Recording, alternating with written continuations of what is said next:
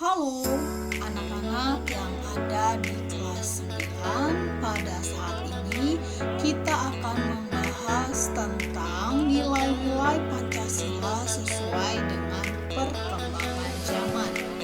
Nilai berasal dari bahasa Latin yaitu valeri yang berarti kuat, baik, berharga. Noto Negoro membagi nilai menjadi 3, yaitu nilai material, nilai vital, dan nilai kerohanian. Nilai material adalah sesuatu yang berguna bagi fisik manusia. Contohnya baju, celana, rumah. Nah, yang kedua adalah nilai vital, yaitu sesuatu yang berguna bagi manusia untuk dapat melaksanakan kegiatan atau aktivitas. Contohnya sebagai seorang pelajar, itu contoh dari nilai vital, misalnya buku, pensil, tas, pulpen, dan lain-lain. Yang ketiga adalah nilai kerohanian, yaitu segala sesuatu yang berguna bagi manusia, misalnya berdoa, sholat. Nah, nilai kerohanian sendiri dibedakan menjadi 4, yaitu nilai kebenaran, nilai keindahan atau nilai estetis, nilai kebaikan atau nilai moral, dan nilai religius. Nilai kebenaran adalah nilai yang bersumber pada akal manusia. Misalnya, garam rasanya asin, gula rasanya manis. Nah, yang kedua adalah nilai keindahan atau nilai estetis, yaitu nilai yang bersumber dari perasaan manusia. Misalnya kita melihat keindahan patung, kita bisa menghayati sebuah lagu, itu adalah contoh dari nilai keindahan. Yang ketiga adalah nilai kebaikan atau nilai moral. Artinya nilai yang bersumber pada kehendak manusia.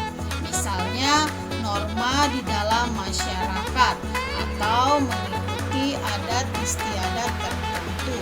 Lalu yang keempat itu adalah nilai religius, artinya nilai yang bersumber pada kepercayaan atau keyakinan manusia. Misalnya, kita mengikuti ritual-ritual keagamaan. Oke, yang berikutnya saya bahas adalah mengenai hakikat ideologi terbuka. Ideologi berasal dari 2 kata, yaitu idea dan logos. Idea berarti gagasan, konsep, pengertian, dasar, cita-cita. Dan logos berarti ilmu. Jadi secara harfiah, ideologi adalah ilmu mengenai pengertian-pengertian dasar.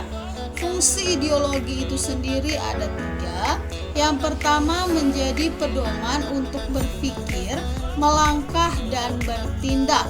Yang kedua, menjadi kekuatan yang mampu memberikan semangat dan motivasi. Yang ketiga, menjadi upaya dalam menghadapi berbagai persoalan.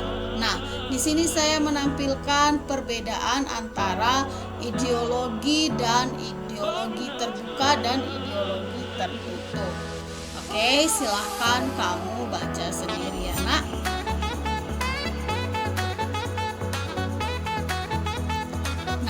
Yang berikutnya saya bahas itu adalah kedudukan Pancasila sebagai ideologi terbuka. Pancasila merupakan ideologi yang bersifat terbuka. Dengan demikian, Pancasila itu bersifat aktual, dinamis, antipasif, dan senantiasa mampu menyesuaikan dengan perkembangan zaman dan iptek.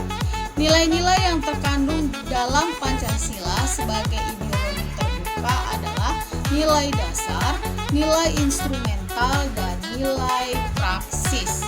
Nilai dasar adalah asas-asas yang kita terima sebagai sesuatu yang benar dan tidak perlu ditanyakan kembali. Contohnya adalah nilai-nilai yang terkandung dalam Pancasila.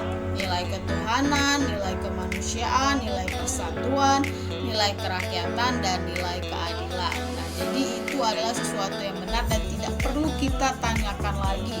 Itu adalah nilai dasar. Yang kedua adalah nilai instrumental. Artinya nilai yang berbentuk norma sosial dan norma hukum. Misalnya, itu adalah bagaimana dalam membuat suatu undang-undang atau perpu atau perda. Nah, yang ketiga itu adalah nilai praksis. Artinya adalah nilai yang sesungguhnya kita laksanakan dalam kenyataan. Misalnya, nilai kekeluargaan, nilai anti diskriminasi, nilai kebersamaan, dan lain sebagainya. Oke, demikianlah pembahasan kita pada saat ini. Semoga bermanfaat. Terima kasih.